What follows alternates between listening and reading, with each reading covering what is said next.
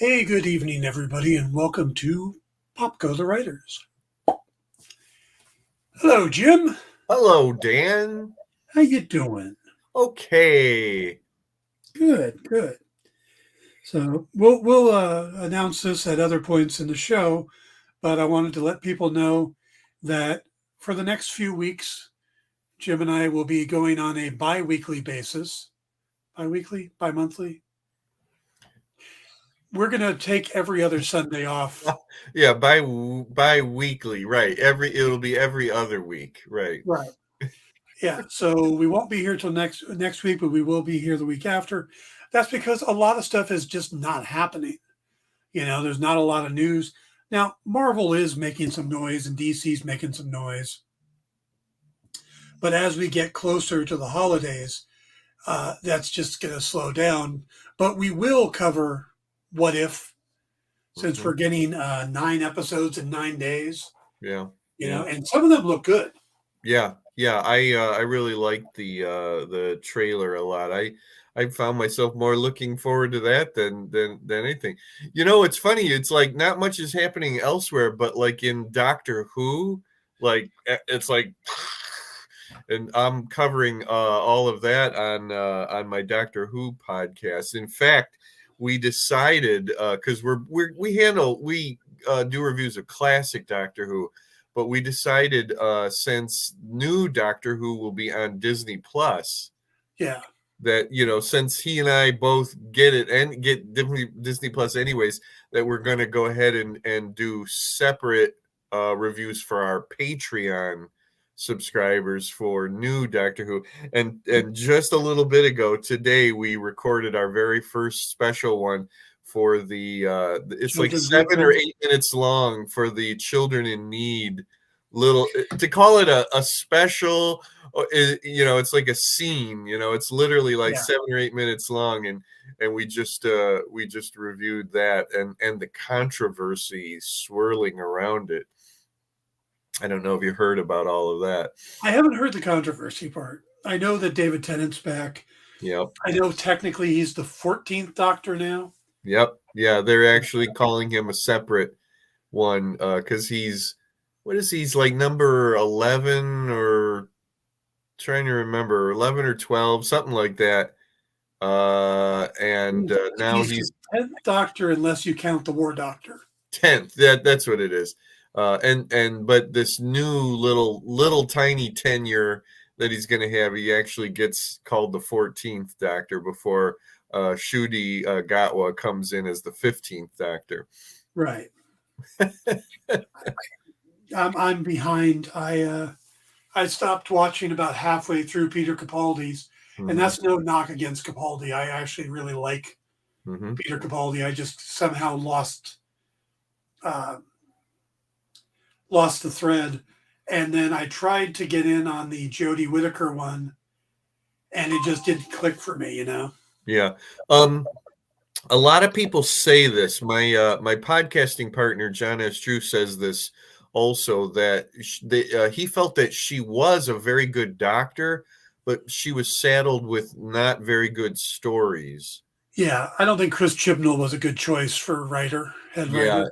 Yeah, and that's kind of a lot of people say that. So Russell T Davies is coming back now, but he's already stuck his foot in it because in this little scene thing that they just had for the charity thing, the Doctor goes to Skaro, which is the planet where the Daleks come from, and the creator of the Daleks is not shown as a disfigured, damaged guy in a life support thing or whatever, but shown fairly normal and walking around. And Davies announced that it was because they decided that showing somebody in a wheelchair who was evil was not a good look for the BBC. So the problem is that there might be some validity in that, and maybe there is and maybe there isn't, because Davros has been shown like that since 1975, But it was more like the way he handled it. It was basically like, this is the way it is, and if you don't like it, just shut up and go away. kind of an attitude. So it's caused some controversy, but whatever. I don't disagree with him. At some point, Mm-hmm. creators have to stop trying to cater to their audience Mm-hmm. and put out the stories they want to tell. Mm-hmm. Mm-hmm. Or it's just going to end up being nothing but fan service, and you can't please everybody. Yeah, that's absolutely true. You can't please everybody. Some people are speculating that it's because of the association with Disney, that Disney went and said, we don't want, this guy to be shown like this anymore. But Davies and the BBC are not saying that. They are saying that it pretty much came from them. But, but again, it's not necessarily the message that's being delivered, but more like how it's being delivered. That they, personally, I thought it could have been delivered in a way that was a little bit, more productive. Like, listen, we know how it's been, we understand all of that. This is the decision that we've made. We're going to go ahead with it. Maybe it'll create some conversations or whatever. But he came across very strong right off the bat, just saying like, that's basically, it's like either like it or lump it, kind of a thing. I don't have a problem with that because, like I said, I think there's been so much, like I said, catering to the fans. Yeah. And we see that. I mean, look at the mess Warner Brothers is in. Yeah. Yeah. Yeah. Well, you know what I did is when I heard all that, I kind of said to myself, like, what if Kevin Feige came out and with something, and I can't, I don't know. He took something of a beloved Marvel character, and they said, listen, we're not going to do, what if, well, I'm trying to think of somebody who's evil, who's also more or less handicapped, but Feige came over very strong and said, something like, hey, basically, too bad, Marvel fans. This is just the way it is going to be going forward, and if you don't like it, that's just tough, So I'm more concerned about like the story ramifications or things like that. It can be looked at as this took place before the character became disfigured. Also, they're not necessarily saying, oh, this is the way he's always been, right. But I don't know. It's very interesting that this is the whole new era of Doctor Who, and it's just started off with controversy for a little 7 or 8 minute scene for a charity production. Yeah, nobody's freaking out that he's back in the David Tennant form, Yeah. or that he's going from being a woman to being a black guy. Yep. Yep. Yeah. It's a woman to a white guy to a black guy. Yeah.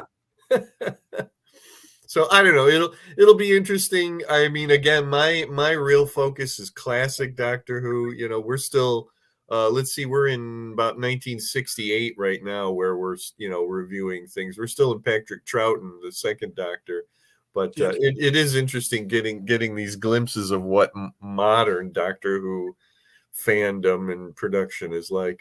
I was always fascinated by the decision to go from William Hartnell to Patrick Troughton, because I don't think you could do a bigger difference. It's pretty different. Yeah, I get what you're saying. The real and then they go to Jon Pertwee, who in some ways even looks kind of older than Troughton. Then they go to Tom Baker, who's kind of young. Then they go to Peter Davison, who at that point was the youngest guy, to ever play Doctor Who. So with Troughton, they tried to stay a little on the older side, but as far as different, it's literally like your grandfather to kind of a crazy uncle. Kind of a thing. It's like going grandfather to a crazy uncle. It's like going from the guy that played the wizard in Wizard of Oz to Mo Howard. Yeah, yeah, kind of. Yeah. Yeah. You know what's really weird is we're in the middle of this revolving door of companions. Like I knew that, companions were a big deal with the show and with the fans and everything, but I didn't realize that this early on they're just cycling through companions. They have somebody for like roughly a year's time, sometimes not even that, and then for one reason or another they just don't renew their contract. Sometimes they disappear in the middle of a storyline. They don't even wait for them to get to the end of the storyline. They just go, "Oh yeah, Dodo decided not to come back on the TARDIS, and she's just going to stay there." And it's Right. like, "Oh, okay, well, But okay, goodbye, Dodo." Jamie sticks around a while. Yeah, yeah. So I'm in the middle of that period with Jamie. We just got rid of Victoria. We're in the storyline that takes place right after Victoria leaves, and in fact, in the one that I'm watching right now, I do know this is going to happen, even though I'm not to the end of it yet. They pick up a new companion named Zoe, Mhm. who I understand will be her and Jamie will be there through the end of the Troughton era, and then it's all that. Then that's all over with when we go into Yeah. Jon Pertwee. But yeah, Jamie is pretty. He's been lasting for quite a while. I mean, you'd have to go back to like Ian and Barbara as far as a companion lasting that long.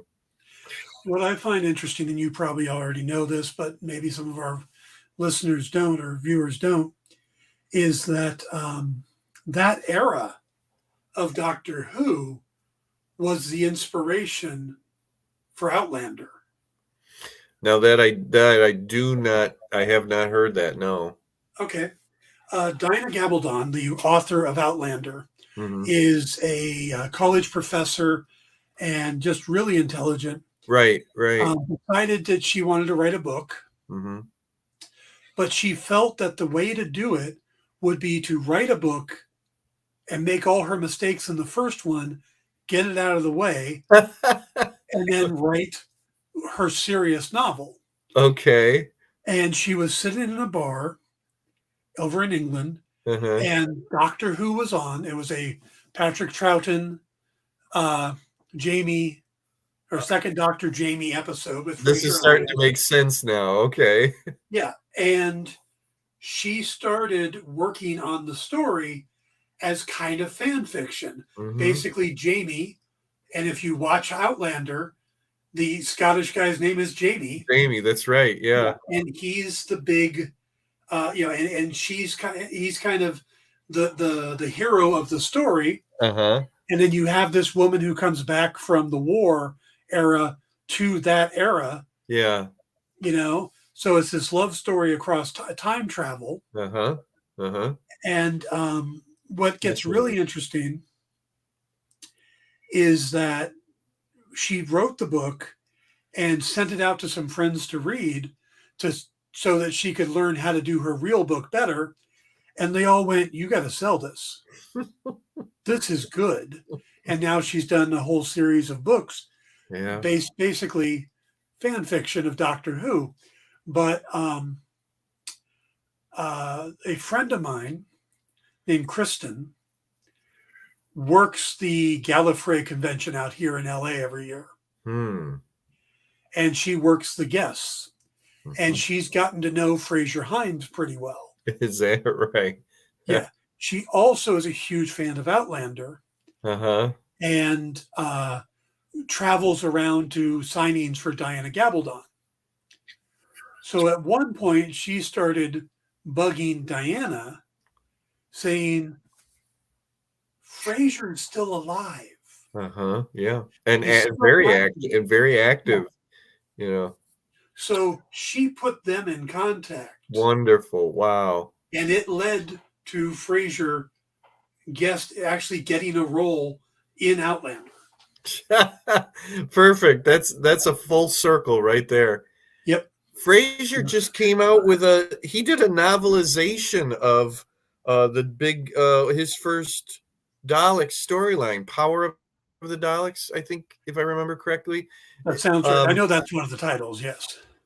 Yesterday it was the birthday of the oldest still living companion, William Russell, who played Ian in the very Yep, beginning, saw turned that. 99 years old yesterday.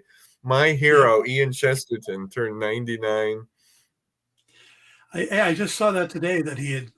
And I was like, William Hmm. Russell, I know that name, and it didn't click until you said the oldest. Yeah. Like, oh, he's Ian. That's right. His So, son was in all the Harry Potter movies, and it's terrible. I can't think of I can't think of the character's name. He's he's not like one of the main kids, but I think he's kind of always in there. But I didn't realize that. huh. I know one of Patrick Troughton's sons or grandsons is an actor and Hmm. has been showing up in. He's been in a couple episodes of, or an episode of Doctor Who, and of Hmm. course, John Pertwee's son, Sean I was gonna Pertwee. say, yeah, yeah. Yeah, You know what's funny is that they do all these audio dramas now. Big Finish is the company that does all these Doctor Who audio dramas, and they right. get a lot of the original people to come back. But when they want to do the doctors who are no longer with us, they Mhm. get other people. And if I'm not mistaken, Fraser Hines does the second doc. He does Patrick Troughton. Well, that's interesting. And I've heard that it's pretty good. Like you would think that it's the second Doctor. So I think that's Yeah, pretty amazing too. yeah.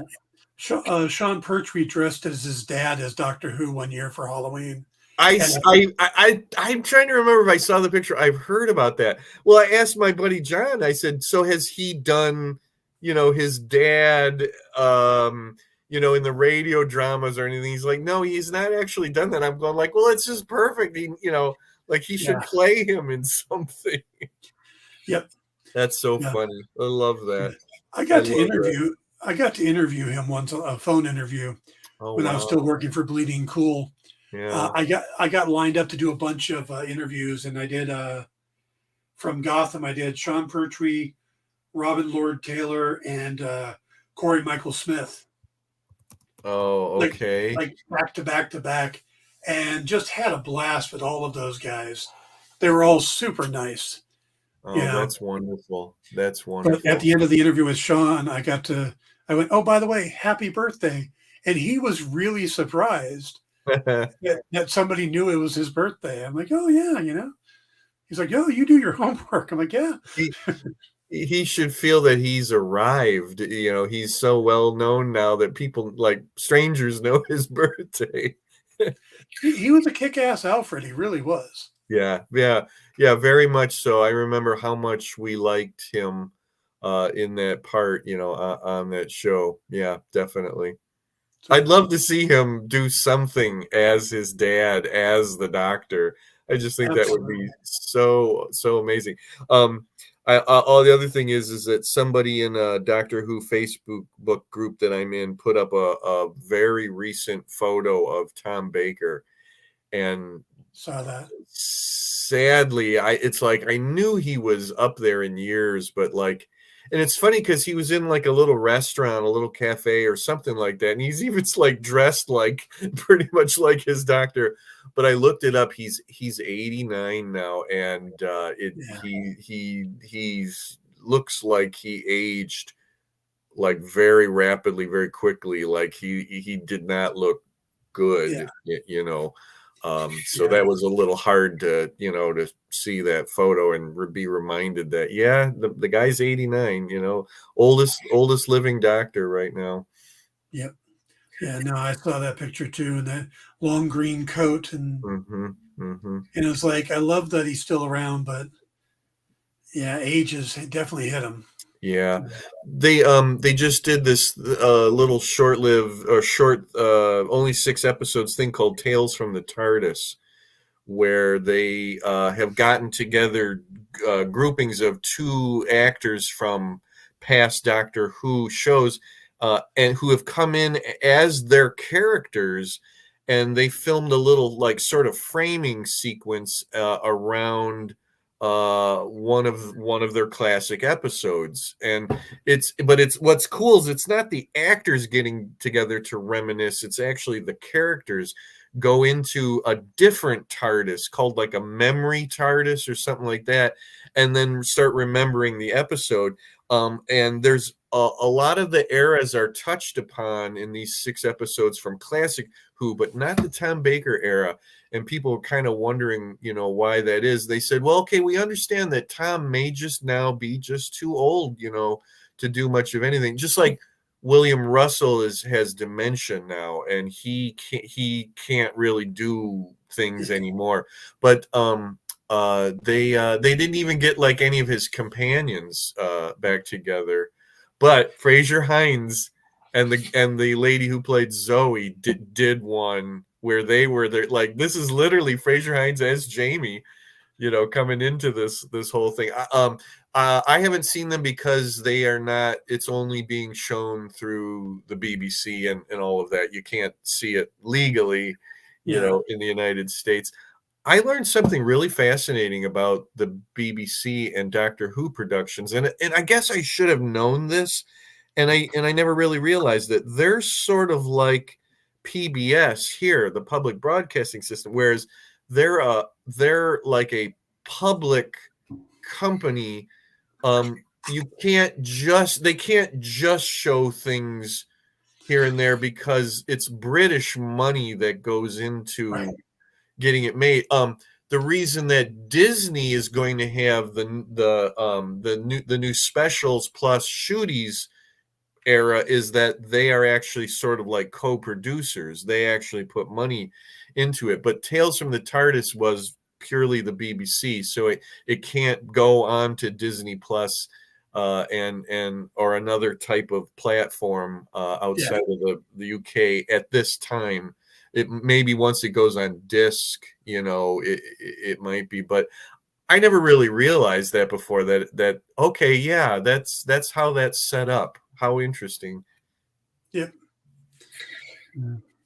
All right, I think we've okay talked about the Doctor a little longer than expected today. Okay, but that's okay. I didn't really have a big plan for the day. It's fascinating to me. So I've been kind of watching the reaction to the Marvels. Oh yeah. And that has me fascinated. Okay.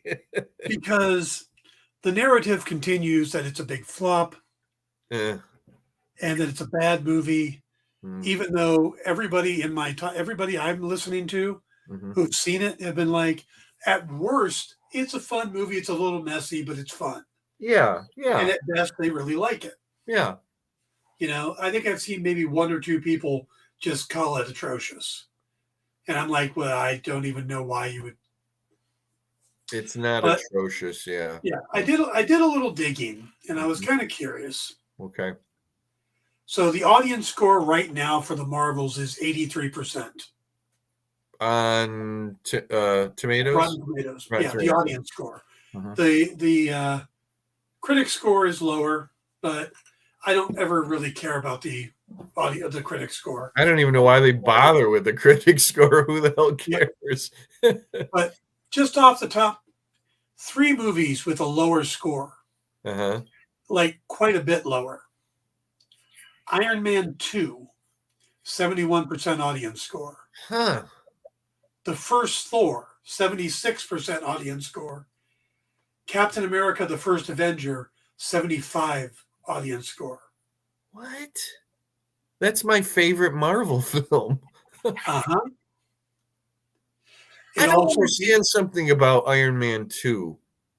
I thought that the narrative was that Iron Man 3 is the worst of the 3 Iron Man films. And I don't think that necessarily, but I always thought Iron Man 2 was a big hit and that most people really liked it. Oh, it made a lot of money. Yeah, but again, I thought it was Iron Man 3 was the one that everybody dumped on. Yeah, but it's actually got Iron Man 3 has a higher critic score and audience score. Weird. Yeah. You Now, know who else? do they still update those, even though those movies are okay? That still keeps going. Okay. Yeah. Huh. Uh, you know what else? The Marvels beat Huh. Black Panther. Black Panther has a 79% audience. Not Wakanda Forever, Yeah. the first one that everybody loved. I don't understand that. Okay, can those things be manipulated? Right? They can. They can, Yeah. because we can look at the first Captain Marvel movie, and it has a 45% audience score. And we know that people were out there trying to manipulate that one. Okay. Well, I was gonna say I'm not surprised because because I don't care much for that movie. But yeah, I mean to say that. Well, I thought this one was better. I mean, yes, and that was because it has the two other characters in it. Yep. Oh, huh. You know what else has almost the same score as the Marvels? Oh, what? Quantum Mania. Huh. Uh-huh. So it beats all those movies I talked about earlier. Ah. I'm still reeling from Captain America: The First Avenger being like, who didn't like that movie? Yep. You know what has the same? Actually, you know what also beats Captain America: The First Avenger? Huh. Thor: Love and Thunder. 1 point, Oh, okay. but What gets the which Marvel movie gets the best uh public score? good question. Eh, It's got to be Endgame, right? no, What? Avengers: Endgame gets a 90. Okay. Two movies get a 98, 98. and they both came out after Endgame. That goes completely against the narrative that Phase 4 sucked. And okay, what was the last Spider-Man movie, right? Spider-Man: No Way Home. Yes, that is Okay, one of them. and what would that be? Wait, it's not Doctor Strange Multiverse of Man. It's certainly not Eternals. Wow. Okay, I give up. What is it? Shang-Chi. What? Shang-Chi got a 98. The- It also got a 92 critic score.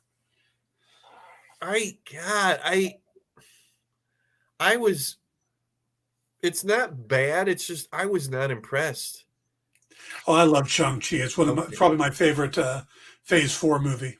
I I remember saying back then that what it was is it's not a bad movie, but it wasn't what I would have wanted. I think because it became a big sort of supernatural type of thing when I was thinking that it should be had been more street level and kind of down and dirty, more like a Bruce Lee film, or something like that. Okay, which one do you think got a better audience rating? Okay. Endgame Hmm. or Black Widow? Well, that's a leading question. It's got to be Black Widow. It's got to be the less obvious, right? Yeah. Black Widow got a 91 audience score. Uh-huh. I am fond of the Black Widow movie. Mhm. I actually am very, very fond of that. Yep. So what has tell me again, what has the worst? Well, Captain Marvel, the first Captain Marvel has the lowest. Has the lowest. Okay. But I it's blame a it all on Brie 45. Larson. I blame it all on Brie Larson. Yeah, this next one up, Uh-huh. which again, to me, that's very manipulated. If it said 60 or 70, I would buy it. Yeah. 45. Yeah. But the next one, next lowest at a 69 is the Incredible Hulk. Oh,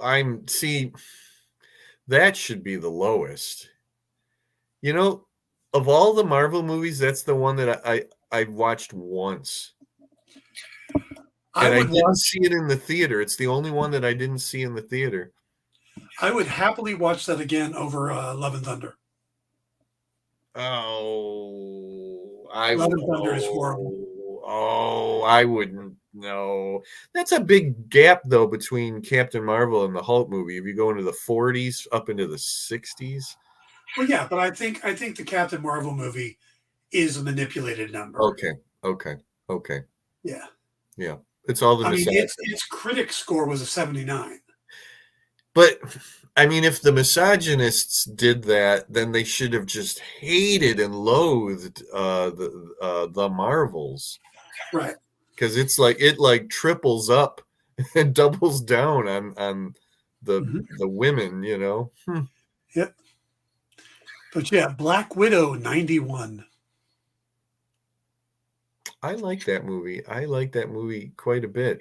A lot of that is because of Yelena, you know. You know what? I'm not a fan of Yelena. I don't particularly like the actress. Hmm.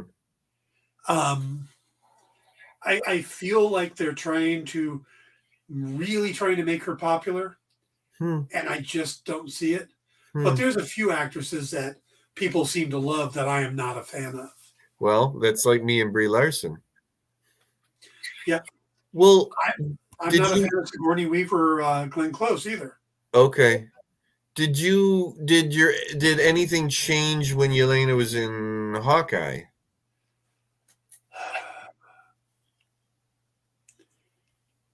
No, not a lot. Okay. Okay. I did like the interaction between her and Kate Bishop, Yeah. the fight going through the thing, but there's this arrogance to her that I'm not a fan of. Hmm. Hmm. Okay. Okay. You know, Well, I hate to tell you this, but you know she's in Thunderbolts. that's fine. Okay. That's fine. I don't have to like every actor or every character. I You know, I'm just going to bring up those two words again, Brie Larson. I get it. I You know? prefer Terrence Howard over Don Cheadle. I'm just kidding. I am just kidding. Don Cheadle is so much better. I I liked Terrence Howard. I remember I didn't being have a I problem. remember going I remember being a little surprised and a little disappointed when they got rid of him. But Yeah. yeah, I mean, I've really grown to like Don Cheadle, you know, a lot. Yeah. I just wish he would bulk up a little bit more. He just looks so gaunt and thin. I don't think there's anybody in the Marvel universe that I look at going, no, I don't like that casting. I'm not going to watch it. Oh, I would never say I wouldn't, you know, watch something. I don't like, obviously there's one that I keep saying that I don't like the casting.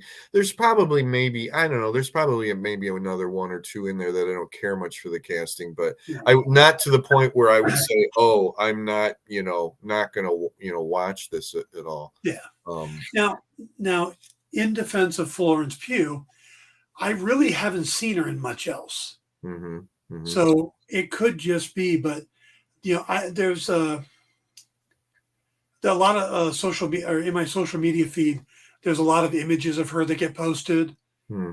and it feels like they're really trying to make her a sex symbol too, Sure. and I just don't see it. Sure. Yeah. So Understandable. yeah, so yeah, I'm curious about what's going to happen. The Marvels did not have a good second week. Hmm. They dropped to third. They dropped like 76% box office domestically and 60 something globally. What's in the what took the lead then? Well, that's what's interesting. The prequel to Hunger Games, the Ballad of Snakes and Songbirds, or Songbirds and Snakes, Oh, but okay. that only did 44 million. Hmm. And then third was a new troll movie, the animated guys, Trolls. Oh, yeah, yeah. So didn't the new Disney movie come out, Wish, or is it not out yet? No, it's coming out, right? Now the top five were um, Ballad of Songbirds and Snakes, Yeah. which did 44 million. Trolls, which did like 30 million. The Marvels did about 10 something domestically. A movie called Thanksgiving, which I don't know what it's about, but I'm guessing it's a holiday movie. It's not. It's a horror movie. Of course It's like a slasher film. Well, that came in fourth. Mm-hmm. And then Five Nights at Freddy's came in fifth. Okay. Whatever. Yep. Then the one that surprised me and didn't come in until seventh place is the movie Next Shot Wins or Next Goal Wins. I don't even know what that is. I don't know if I've heard of that. It's obviously a hockey movie, right? Nope, it's a soccer movie or a football. Oh, soccer. So, okay. Hockey, soccer.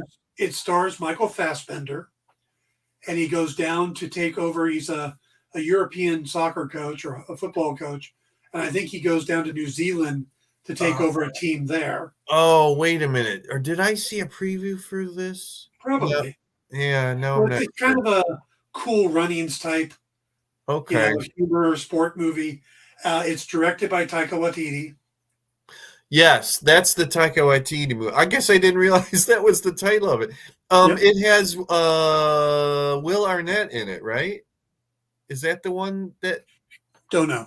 Okay. I just noticed Michael Fassbender and a bunch of New Zealanders I've never seen before.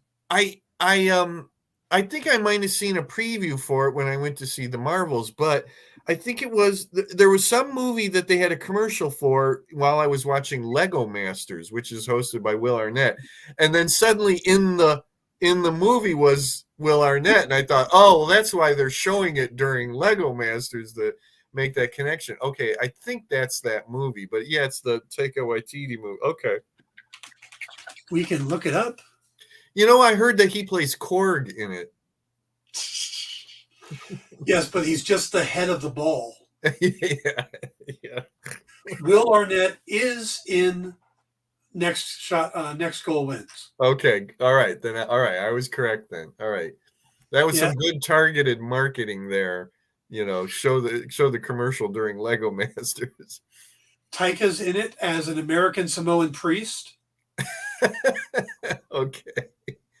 Oh, sorry. This Korg, Father Korg, or Brother Korg. Is the story of an infamously terrible American Samoan soccer team known for a brutal 2001 FIFA match they lost 31-0. Okay.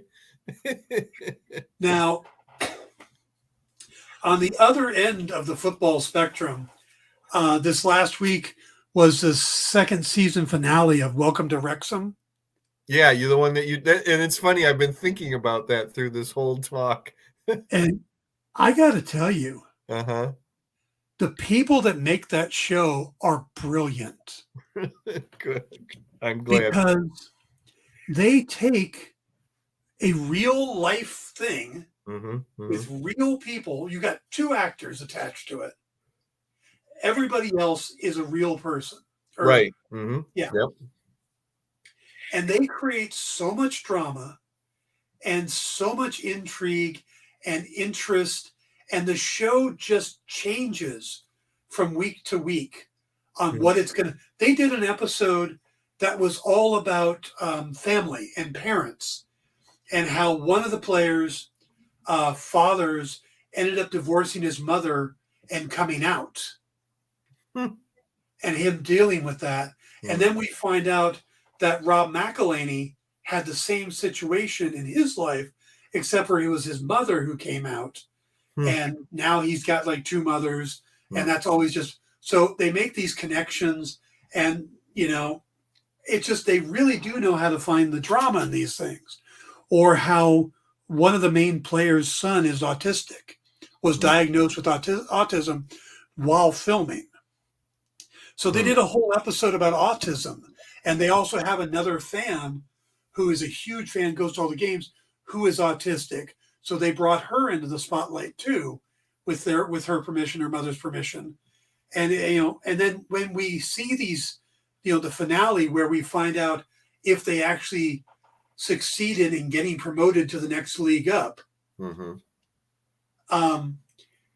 They revisit these people. It's not just a one-off thing. We see how they react, and I mean, it is just brilliant storytelling.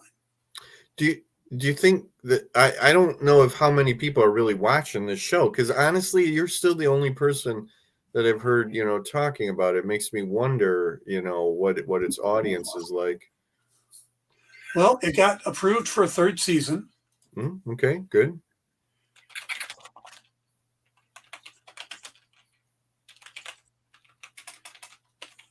Viewership.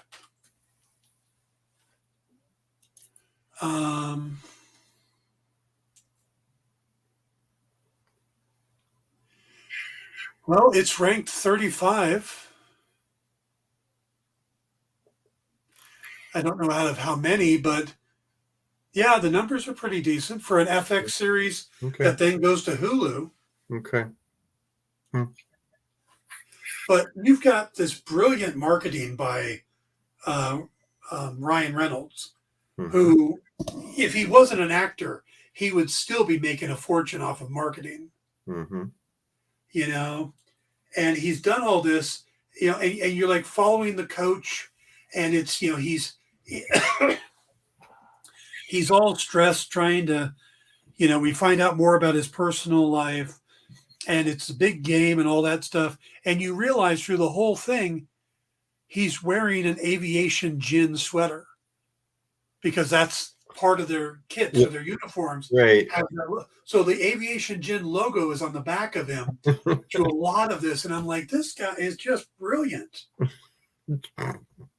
He's a mad genius. There's this great set of commercials Reynolds does that airs during the show. And the first one has him sitting on his couch in his living room, holding a martini.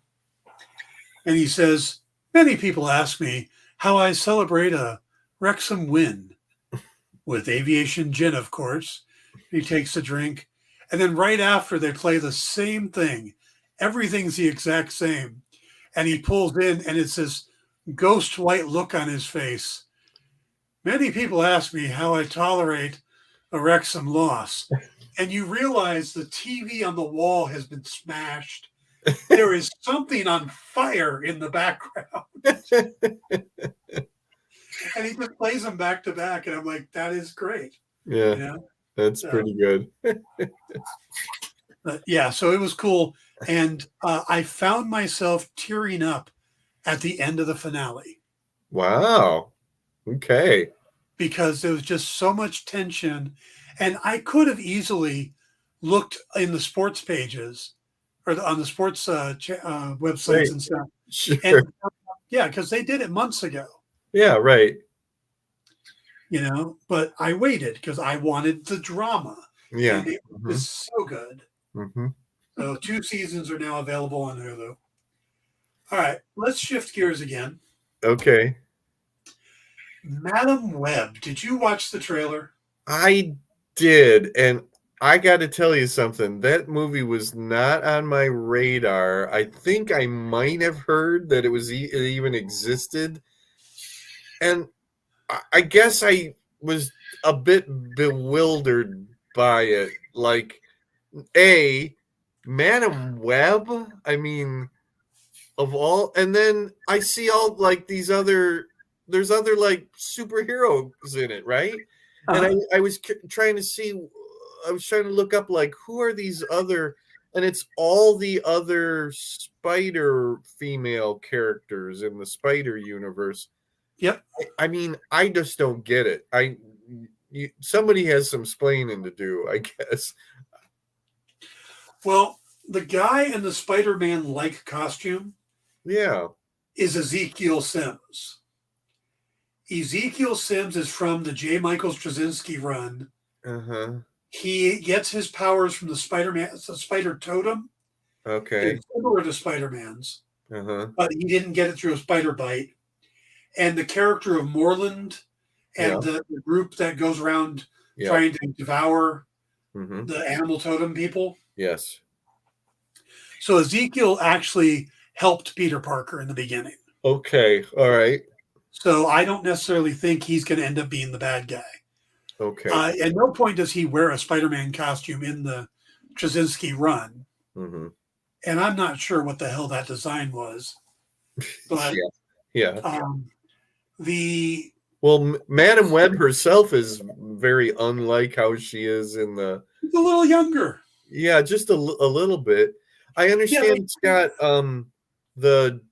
I think it's Julia Carpenter character who was one of the Spider Womans. Yeah, the one that was introduced in the original Secret Wars. Yeah, and then there was is it pronounced Irana? Yeah, or she also goes by Spider Girl. Spider Girl, sure. And then maybe there's like one other one too. Yeah, there's another Spider Woman, one who has like the extra legs. Okay. These mechanical legs. I am not a fan of the Spider-Verse. Yeah. I enjoy the animated movies. Yeah. But I don't like when you have multiple characters with the same name. I don't like it with the Flash. Yeah. I don't like it with Batman, and I definitely don't like it with Spider-Man. Miles Morales should have his own name. Yeah, I agree. Yeah, Spider-Woman's fine, but we don't need 17 Spider-Women. Right. So, does this stand apart from the other things that it's Sony, right? This is going to tie in to Kraven and Morbius and Venom. Okay, it does. So they're saying it's that same universe then. Yeah. And I believe what they're trying to do is protect the birth of a young Peter Parker. Okay. Right. That's because this is not the Tom Holland universe, even though those are technically Sony. Right. Plus, it takes place in the early 2000s. Oh. You can tell because at one scene there's a payphone. Oh, okay. I didn't look that closely at it. Yeah. And they're thinking that the guy who is in the cab with her, or the paramedic with her, is Ben Parker. Okay. I don't know. It's just as far as like recognition factor, I don't know if coming out with a movie called Madam Web is going to mean anything to just the common moviegoer enough to. And I don't think it's going to mean a lot to the average comic fan. Yeah. Are they doing this in a way to hang on to rights? No, they're trying to use this to bring all of the other properties together. They're trying to basically introduce the Spider-Verse into live action, and there's a chance they're going to end up with their own version of Spider-Man. Now, it could be Miles Morales. Well, I was going to say, would they be able to have Miles Morales then? Well, yeah. I mean, they can have any of them. Yeah. They loan Peter Parker to Marvel. Yeah, right. You're right. But chances are it wouldn't be Tom Holland. They would maybe get. Okay. I don't think it should be, but you never know. I think the better way to go would be to do Miles Morales. Yep. Or they could bring it back Andrew Garfield. Mm-hmm. Okay. Yeah, there's a lot of options they can do.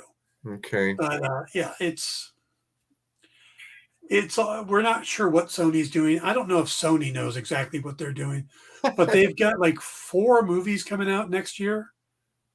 What? Which are what? Kraven, Venom 3, Madam Web, and I think there's a 4th one. Oh, okay. Madam Web is one of them. Okay, right. What? Okay, was Morbius considered a flop, an official flop? I think it was. Okay. Yeah, I mean, but the first 2 Venoms did well enough to do a third. Yeah, they actually they not only did well enough, they actually did very well.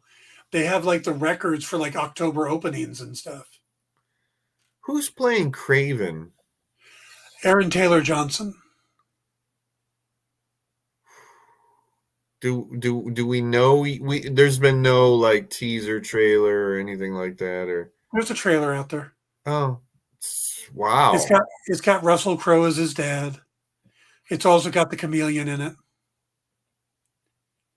The chameleon, of course, being Craven's half brother or brother. It came out a few months ago. I see. I honestly had no idea. I don't even think anybody I knew like had it in their feed or anything. I didn't had. I'm surprised I saw the Madam Web one. Yeah. Huh. The difference is that some of the websites, like Screen Crush, did breakdowns of Madam Web, and they tell you straight out, we skipped the Craven one. Oh, okay. Yeah. Does it look? Does it seem at all like the character in the comics? No. Okay. He's got some kind of cat powers, you know. Huh.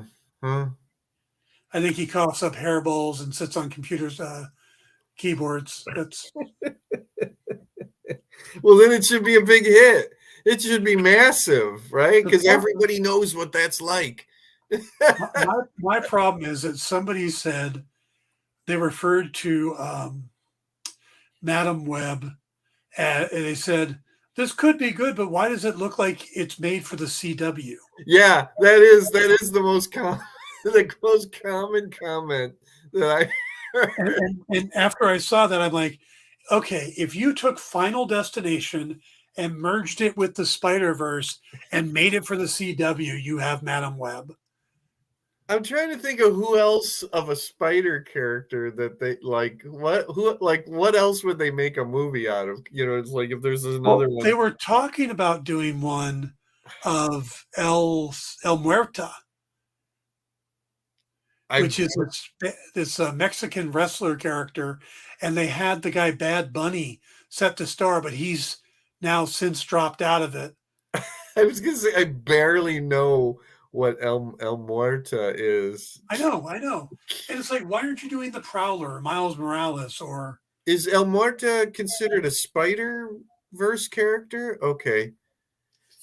Yeah, I mean if they brought Miles Morales to live action, I think people would go nuts, right?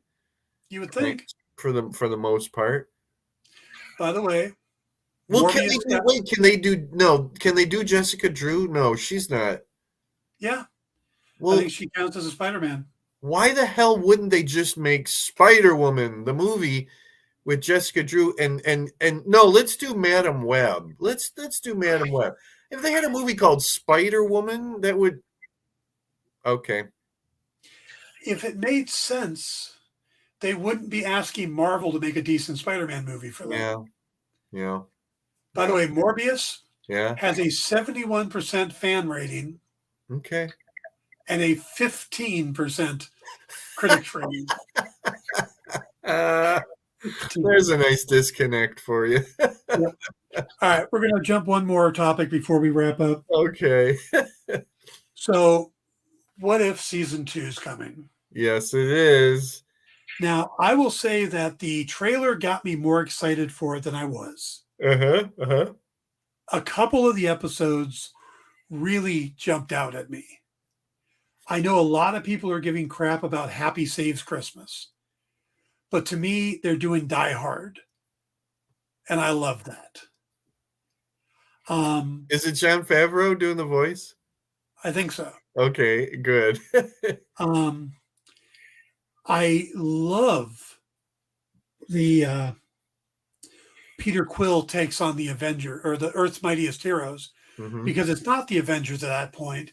It just is who are the Earth's Mightiest Heroes in the early 80s, and it's Hank Pym. Hank Pym, I know. And Marvel, Wendy Lawson. It's Goliath, Bill Foster. It's Thor. It's T'Chaka. Yeah, right. Yeah, and I'm like, these are awesome. I love this. Do we know what all of the episodes are at this point? Yes. Okay, I don't think I didn't look them up. Okay. Okay, so there's What if Nebula joins the Nova Corps? Okay. But I think these may all tie together because it Yeah. has her going up against Yondu, and if she takes out Yondu and Yondu is not there to pick up Peter Quill, maybe they either take him straight to Ego and Ego, turns him into and sends him back to Earth, or maybe he never gets picked up. Yeah. And the trauma of his mother dying causes his powers to, and that's why he's taking them on. Gotcha. Okay. Mm-hmm. Yeah. There's also what if Tony Stark ran into the Grandmaster? And that's kind of doing the Thor Ragnarok Planet Hulk thing. But instead of it being a Gladiator movie, it's Death Race 3000. Okay. Is it, I was listening. I saw a little Grandmaster thing. Is it? It's not Jeff Goldblum, or is it? It is. Yeah. Like, why wouldn't it be? Yeah. And he's got time. Yeah. Um, He hasn't done any more of his Disney Plus series. right.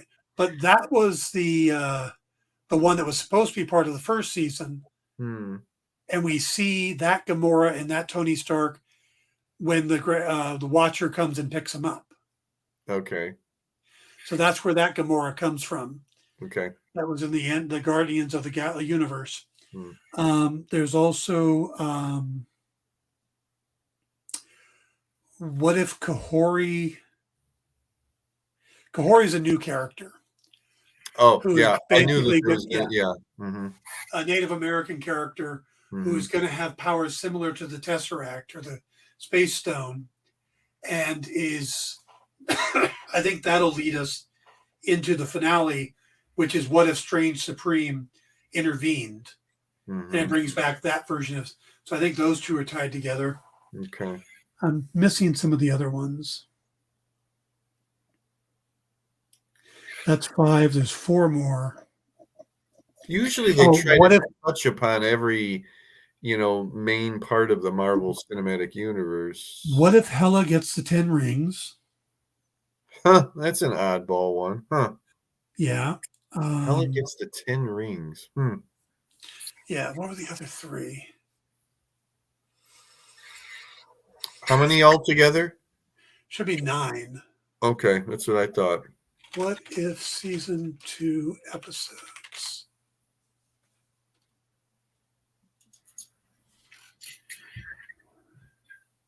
Oh, what if Captain Carter fights the Hydra Stomper? Oh, that's kind of just like a continuation then of the first season, Captain Carter. Yeah. Yeah, okay. Well, good. I'm glad we're getting more Captain Carter. Yeah. What were the other ones? She really needs her own Disney Plus live action series. I'm sorry, but she really does. She's interesting. I don't have a problem with her. I like her. Well, it's just Haley Atwell. I just think the world needs more, Haley Atwell. I can't argue with that either.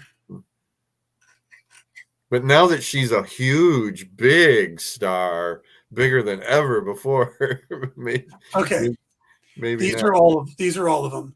Okay. What if Nebula joined the Nova Corps? What if Peter Quill attacked Earth's Mightiest Heroes? What if Happy Hogan saved Christmas? What if Iron Man crashed into the Grandmaster?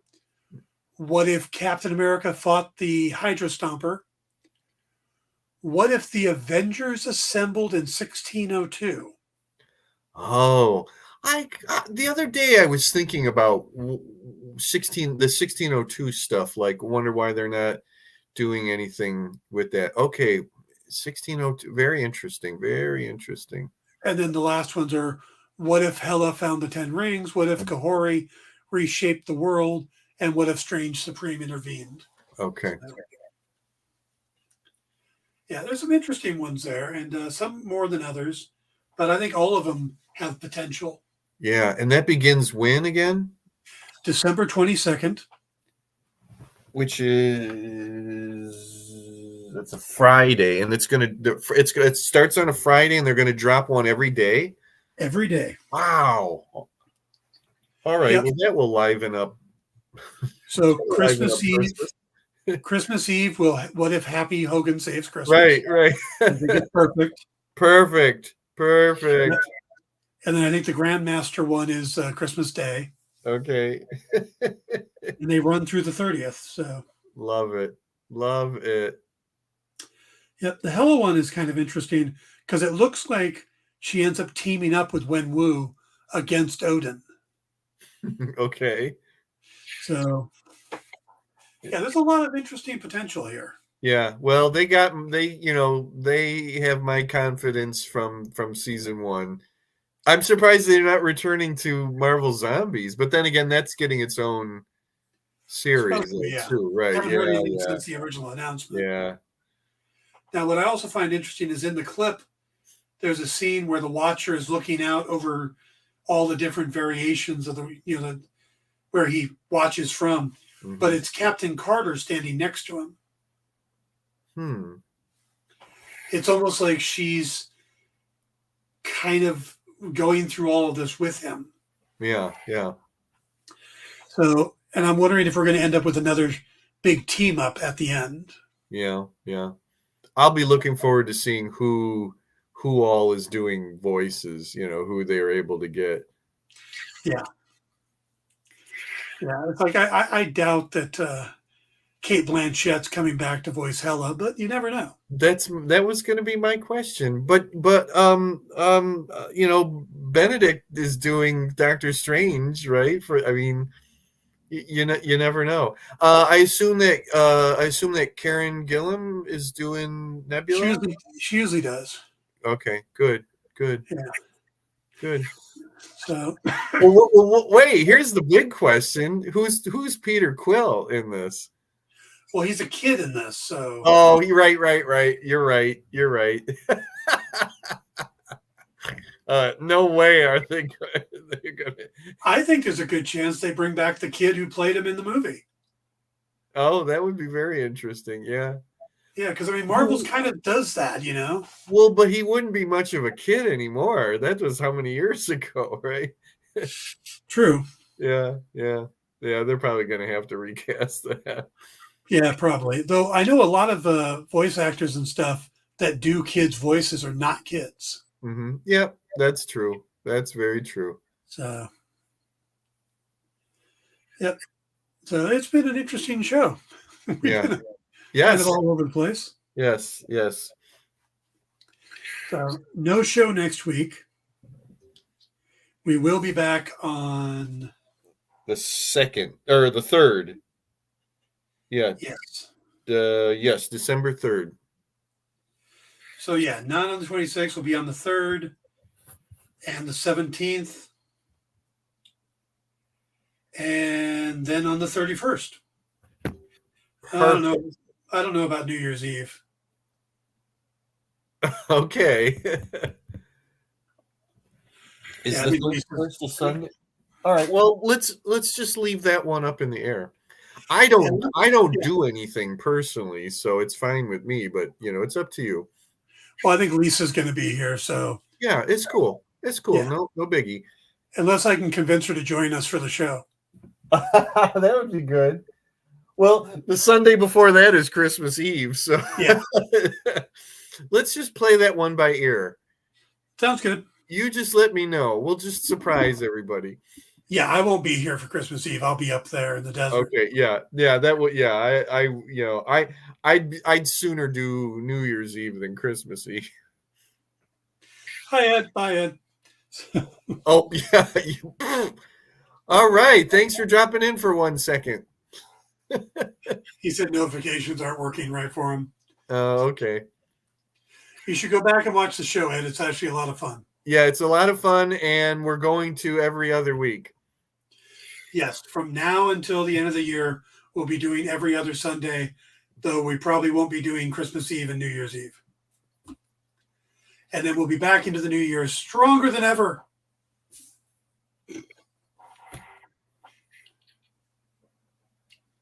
Yeah, I'm going to go with that. Okay. So, all right, we're going to wrap it up there. Thank you guys for tuning in. Jim, thanks for joining us, and I will see you